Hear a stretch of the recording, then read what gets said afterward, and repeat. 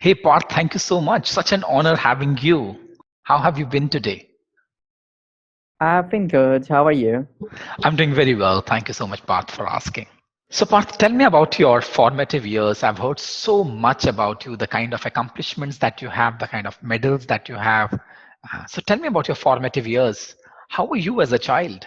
Ever since my childhood, I have been quite curious and I like trying new things, participating in each and everything, meeting new people, having discussions, exploring new things, challenging the status quo, and extending my boundaries. Since the onset of my academic life, I have participated in almost each and everything, whether it Mm, was a debate competition or fancy dress competition or anything. So I've been quite curious. I wanted yeah. to try everything. I love it when you say extending my boundaries.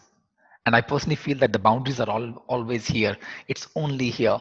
And it's only people like you who can actually be inspiration to the world that whatever you aim for, you can achieve that. So thank you, Parth, for uh, sharing that with us. So, Parth, I'm just wondering, I personally feel that parents play a very vital role in the upbringing of a individual.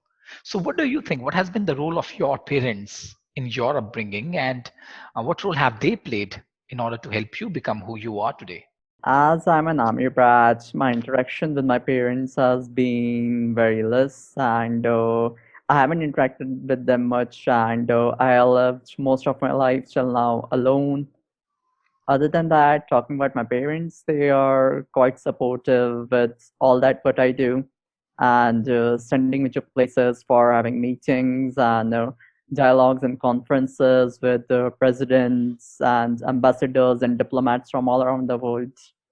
That's quite fascinating. So why don't you share a story with all our listeners right now? Tell me about your story. You have interacted with the presidents of few of the countries. You have interacted with the diplomats of different countries. At this age, how did you manage to do that?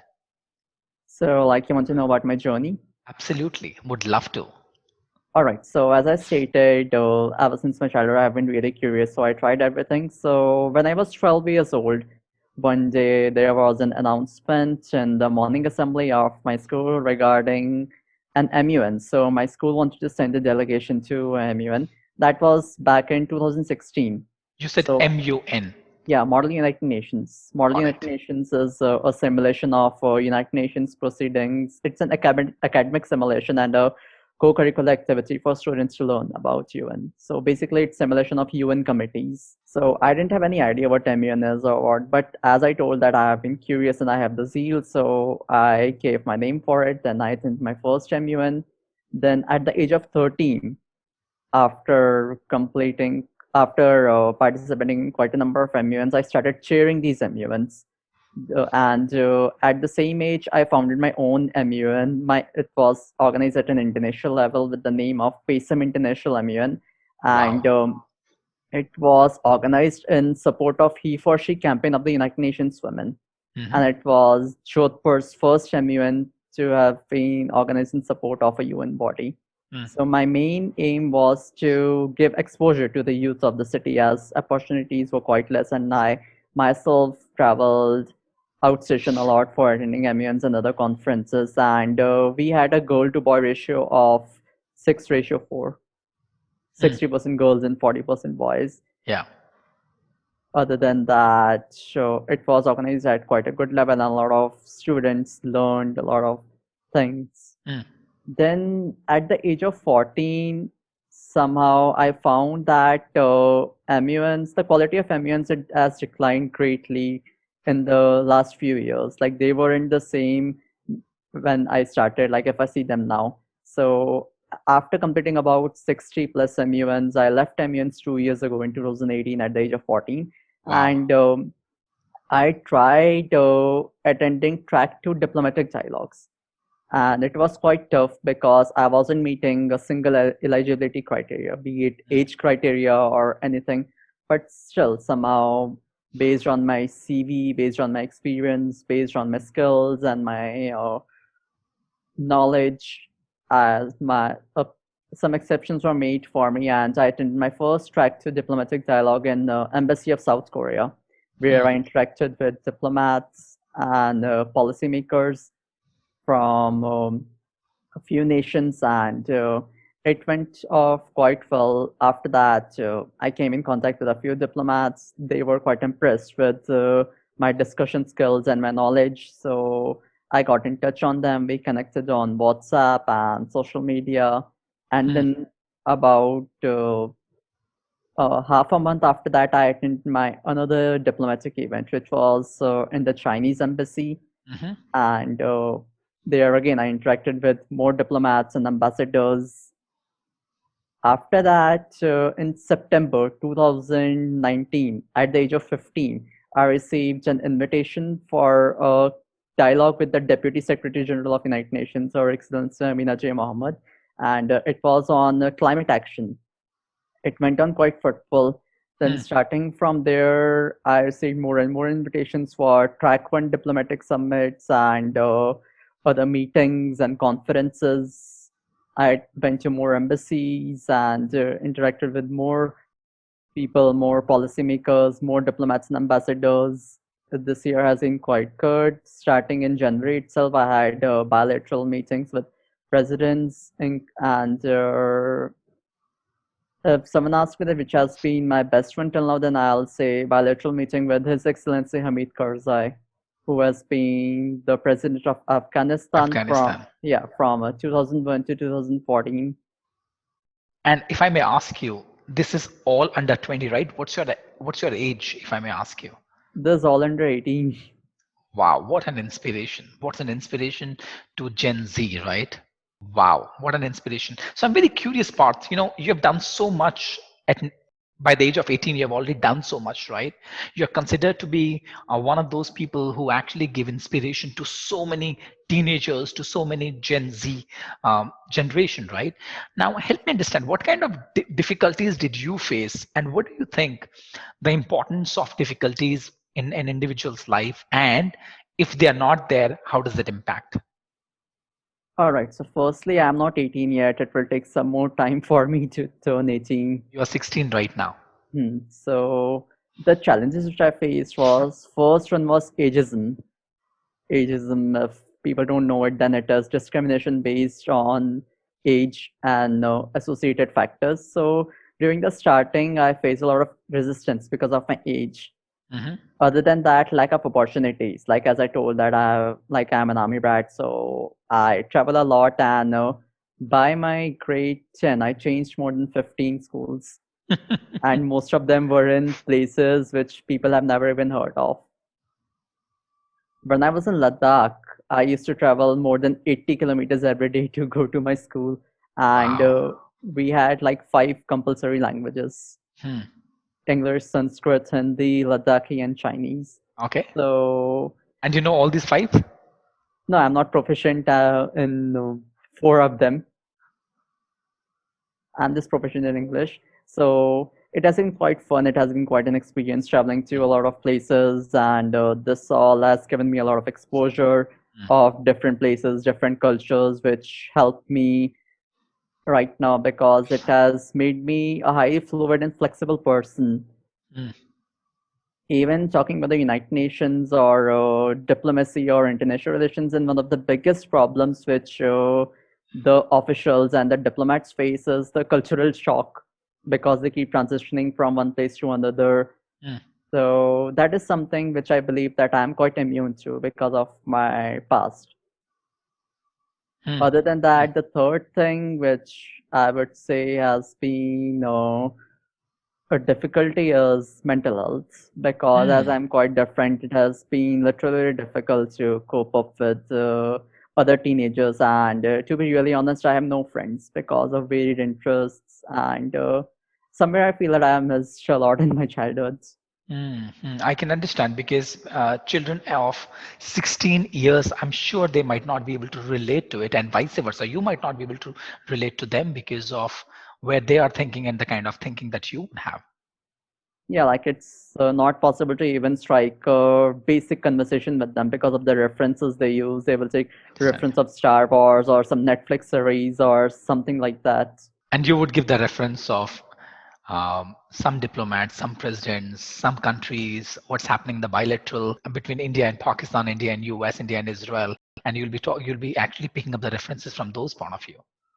Yeah, like I remember that recently something happened, and the reference which I gave was that it's just like how Italians were when they saw the mangoes of Abyssinia. So a lot of people didn't understand it. The story behind it is that during the years of World War II, General Mussolini was the dictator of the Italian Empire, Mhm. and he had this ambition of rebuilding the Roman Empire, the great Roman Empire, and extending its boundaries.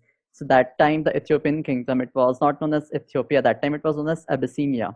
Mussolini sent the Italian forces and planned to capture Abyssinia, which is Ethiopia today. Mm. And the Italian forces were quite advanced when compared to the Abyssinian forces. So when Abyssinia ran out of everything, the Abyssinian farmers, they only had mangoes, so they started throwing mangoes at Mussolini's army. And some of the mangoes hit the explosives, which resulted in bursts. So the Italians thought that it was some kind of new mango, which is an explosive. Thank you so much for sharing. Now, these are the references that you share with another 16-year-old, I would say a child, but definitely a teenager.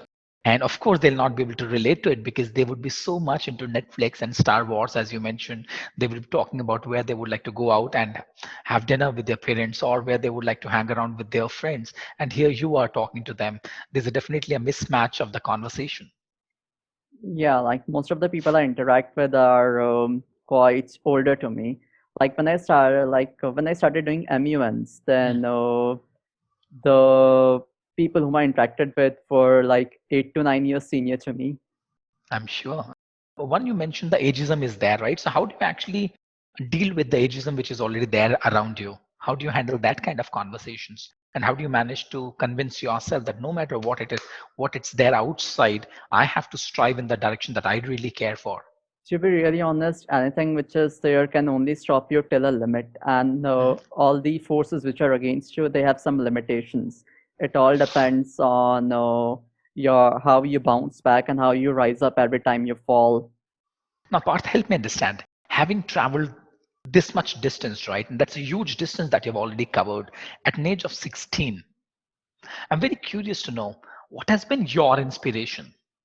What is the goal that you live for on day-to-day basis? Because I personally feel that if you have an inspiration, it's somebody's grace out there. It's the universe grace onto you.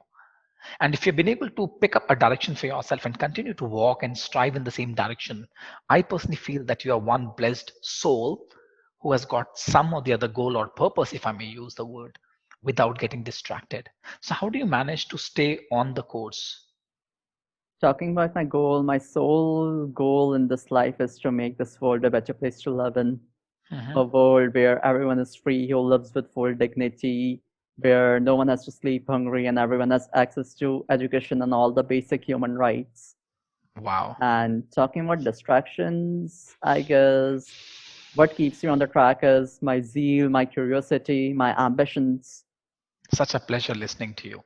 I wish I could listen to you for hours and hours together. Thank you, Parth. It's very, very humbling for me.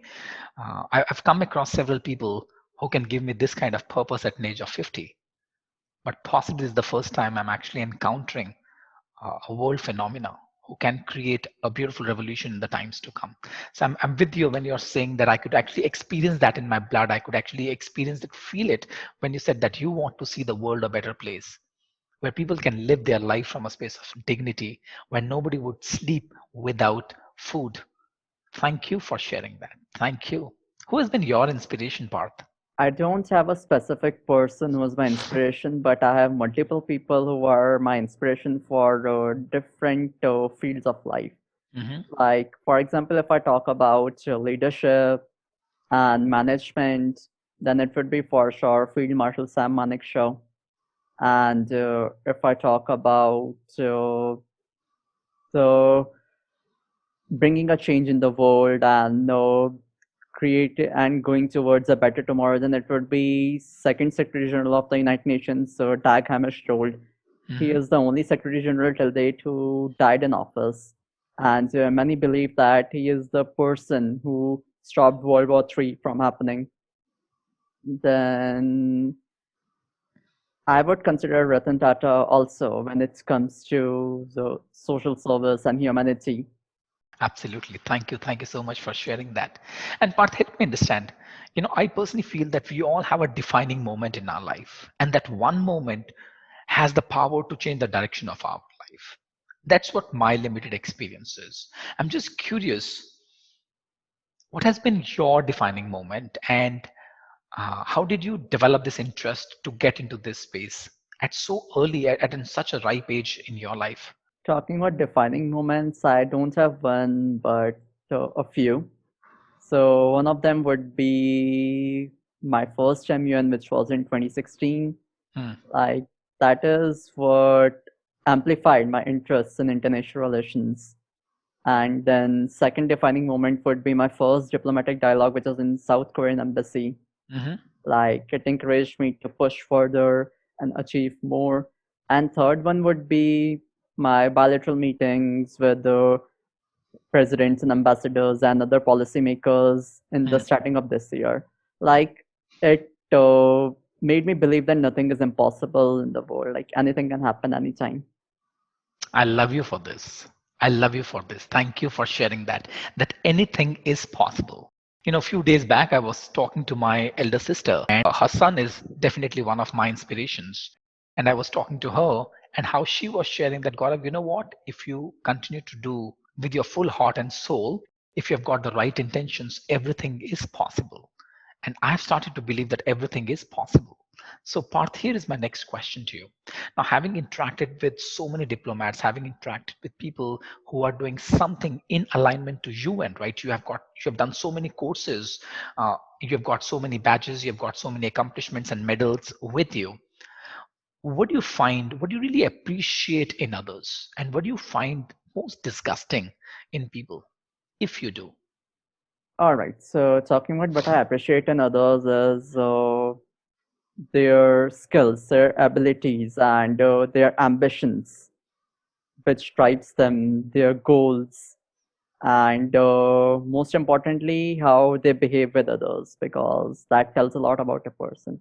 And talking about what disgusts me is unproductivity and unambitious people who are just wasting their time and unproductive things and things which have no value, and who are especially wasting their youth, because I believe that youth is the currency with the highest value, and Mm. if spent in a correct way, then it can do wonders. Youth is a currency with the highest value.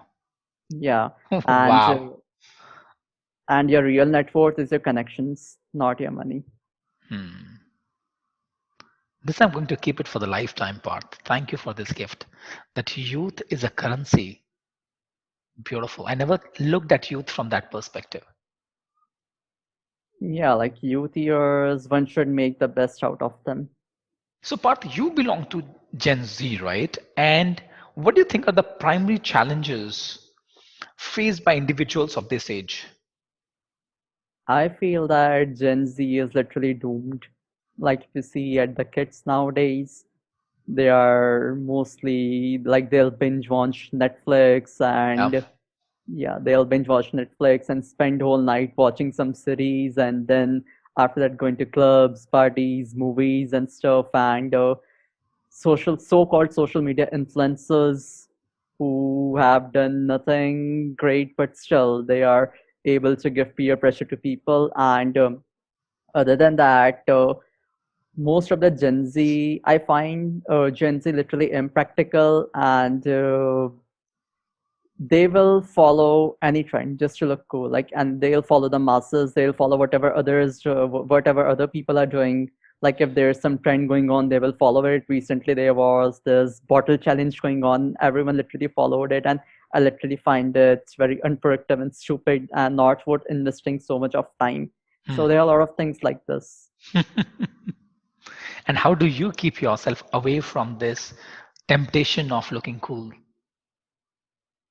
To be really honest, the definition of cool is highly misjudged by Gen Z. Yeah. For Gen Z, it's like going to parties, uploading stories on Instagram, and uploading pictures on Facebook, and posing for a picture with a cigarette or a glass of wine or something like that. So this all is not cool in my definition, because anyone can do it. There is nothing unique in that. There is nothing special in that. It's all about the way you look at life, right? Now at an age of 16, if you're talking about making a world a better place, when you're talking about that youth is the currency of highest value, I'm sure it's a very different perspective that you have towards the world and the different mission that you are onto, vis-a-vis when you compare other people who are at the same age probably, and who are just whining and dining and spending uh, their time in the nightclubs and actually binging onto Netflix and other OTT channels. Yeah, other than that, this pandemic, I see it as a very big opportunity because it has increased the productivity of people by multiple folds. But Mhm. still, like the youth, it is the Gen Z and the youth, they are not utilizing it to the fullest. They are just wasting their time and into stuff I mentioned before.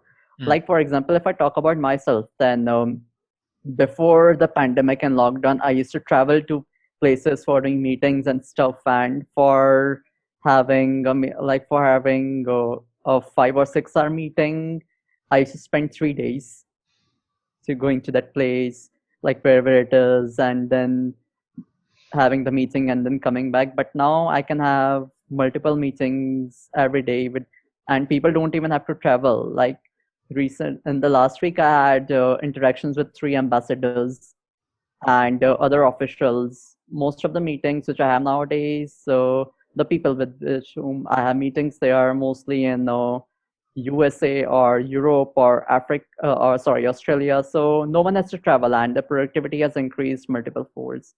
Yeah. And if I see, then this pandemic is indeed a hill, but a hill is always an opportunity to leave your competition behind. Mm. Okay, so that brings me to two questions. Let's start with the first one around competition, and then I would love to hear from you your views on how do you manage your priorities, right? There's so much that you're involved in. You get to travel countries, you get to interact with diplomats, you get to interact with presidents, you get involved in so many bilateral meetings, and the MUN you were talking about, I'm sure there are so many other things that you are involved in as well, apart from the studies that you would be doing, right? How do you look at competition? Like, are you talking about what I feel my competition is? Yeah. All right, talking about competition, if I talk about people, then in terms of people, I don't have a lot of competition because there aren't many who are having meetings and conferences with presidents and ambassadors in their teenage.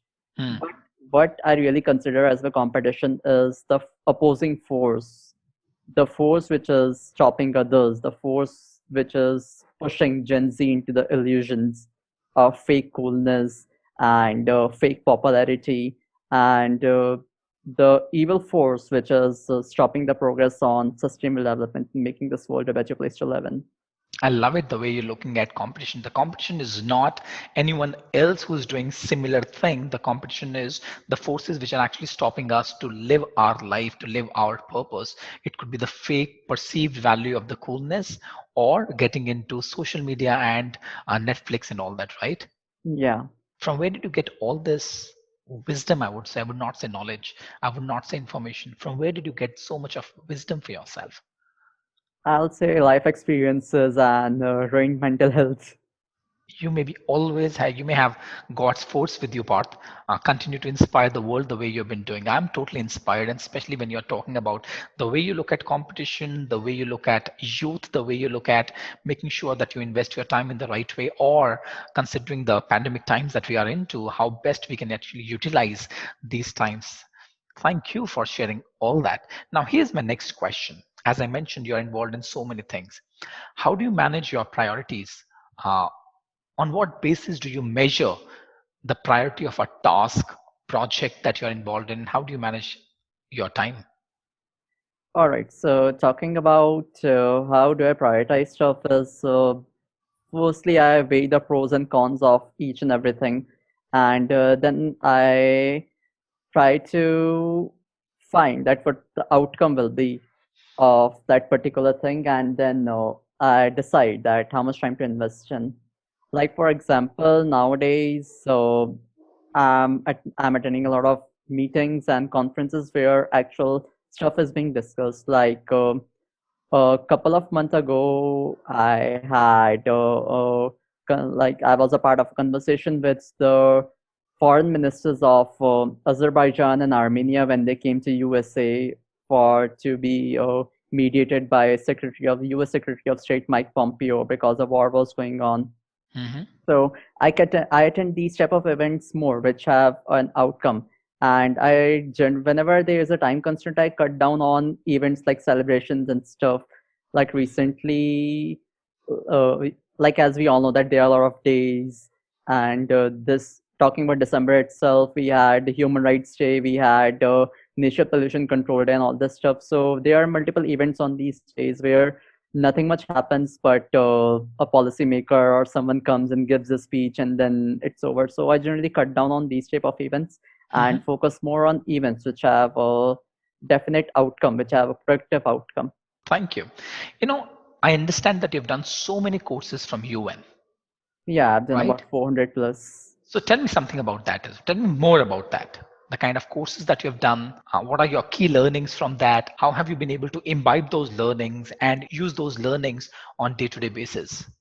Talking about the courses, I feel that any course or any degree or any certificate is just a piece of paper if you're doing it just for the sake of that certificate, and if you're not utilizing what you have learned and you're not applying it. So first that, other than that, I have done courses in almost all the fields, which all the areas which come under UN, be it human rights or peacekeeping or health, all child rights, women rights, or sustainable development or anything. And all that I've learned from these courses has helped me a lot in my meetings and other engagements. Hmm. And I'm very curious about the medals that you wear, the badges that you wear on your shoulders. So tell me the story behind them as well. Sure. So talking about my badges, I have been awarded about more than 150 plus badges for Wow. completing these UN courses and meetings and stuff. Other than that, this is an SDG badge which I wear. It has 17 colors which depict the 17 Sustainable Development Goals. What is the message that you may want to give about the 17 sustainable development goals, not only to the teenagers, but to everyone who's listening to us right now?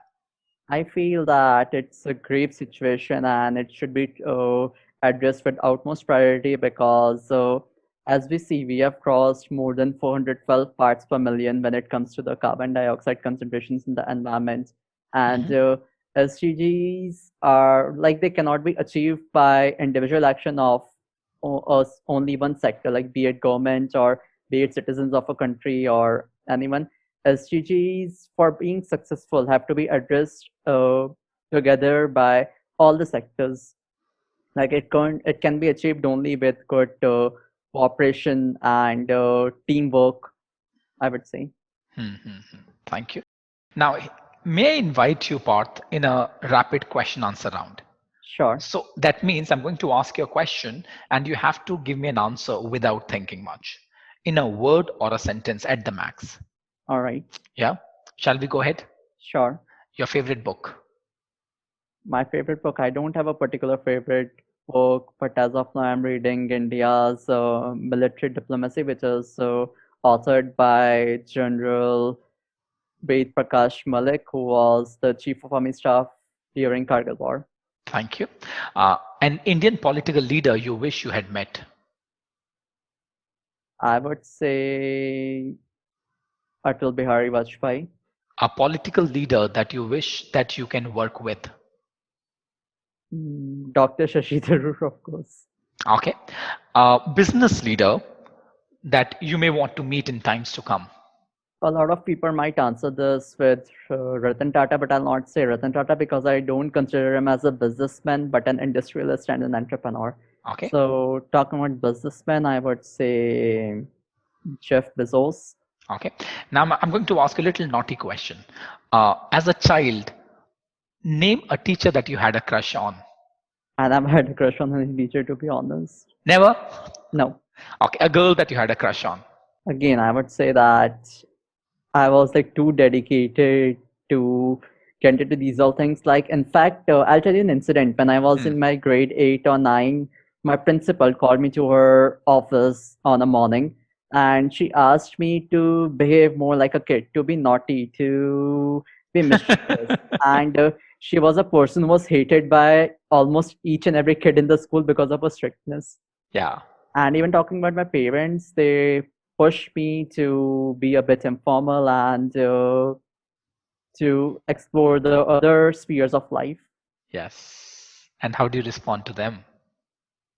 Like, no matter what I do, I always drive back to my path. Yes. One value that you will not compromise for anything on earth.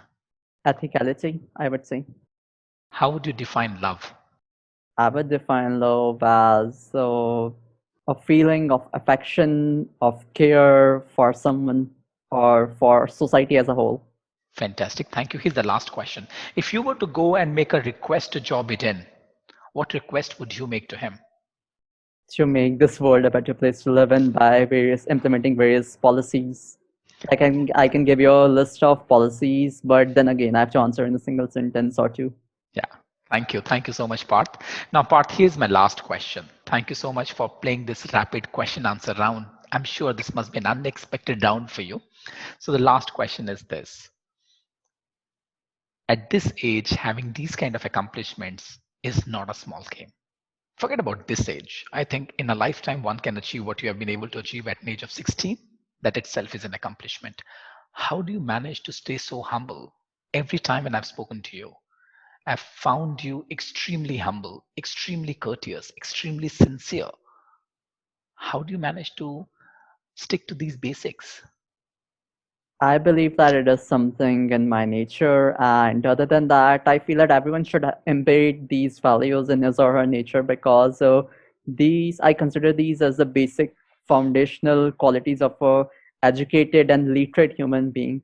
Nowadays, we have a lot of educated, illiterate people, but I would rather appreciate an uneducated, literate person on uh, top of an educated illiterate person. Other than that, we should we should treat each and every person with respect and be humble to everyone and be caring for everyone because we don't know that what they face in their life. So we should treat everyone good. Thank you so much, Parth. Thank you so much for your time. I think it's an absolute pleasure and an honor interacting with you. Loved every single word of yours. Loved the conviction with which you stated that. And I'm going to take it, as you mentioned, that youth is a currency which is of immense value. So thank you so much for everything that you have shared. I wish you God's force so that you have been instrumental in making this world a beautiful place where people don't sleep without food, where people take care of each other, where people start to live their life from a space of dignity. Thank you so much. Thank you.